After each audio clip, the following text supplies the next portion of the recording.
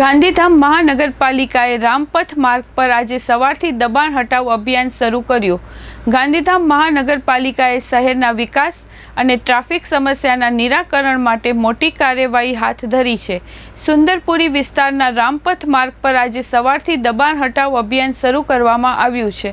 આ કાર્યવાહી દરમિયાન કેટલાક લોકોએ સ્વેચ્છાએ પોતાના દબાણો દૂર કર્યા હતા।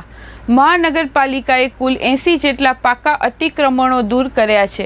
આ કામગીરી મોડી સાંજ સુધી ચાલુ રહેશે।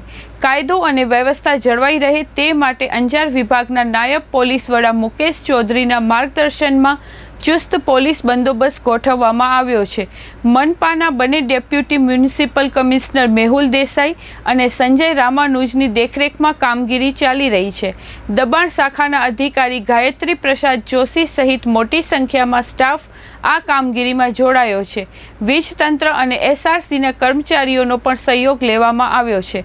નગરપાલિકામાંથી મહાનગરપાલિકા બન્યા બાદ શહેરના વિકાસ માટે આ એક મહત્વપૂર્ણ પગલું માનવામાં આવી રહ્યું છે।